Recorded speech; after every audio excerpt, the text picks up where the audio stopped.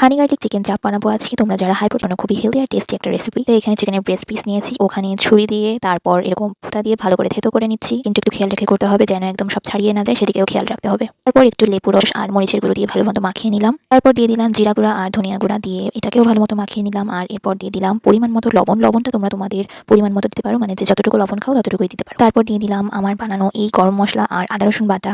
এটা কিন্তু এটার টেস্টটা একদমই চেঞ্জ করে দিবে। আর এগুলো সবগুলো দিয়ে ভালো মতো মাখিয়ে 1 ঘন্টা ম্যারিনেট করে রেখে দিতে হবে। দিলাম সরিষা তেল দিয়ে আবার ভালোভাবে একদম মেখে নিলাম। কিন্তু মাখানোর সময় খুব ভালোভাবে মেখে নিতে হবে। তারপর চুলায় একটা প্যান বসিয়ে সেটা গরম হলে তার উপরে আমি এটা দিয়ে দিলাম। আর এটা দেওয়ার সাথে সাথে এত সুন্দর একটা স্মেল আসছিল, মনে হচ্ছিল যে তখনই খেয়ে ফেলি। এটা বানানো যেমন ইজি তেমনই টেস্টি। আমি কিছু ধনিয়াপাতা, রসুন, মরিচ আর একটু লেবু রস দিয়ে সুন্দর মতো এটাকে থেতো করে বেটে নিলাম। তারপর এই মিক্সচারের সাথে কিন্তু আমি একটু মধুও ইউজ করেছি। তোমরা চাইলে স্কিপ করতে পারো, তবে দিলে এটা টেস্টটাই একদম চেঞ্জ হয়ে যায় আর অনেক মজা লাগে।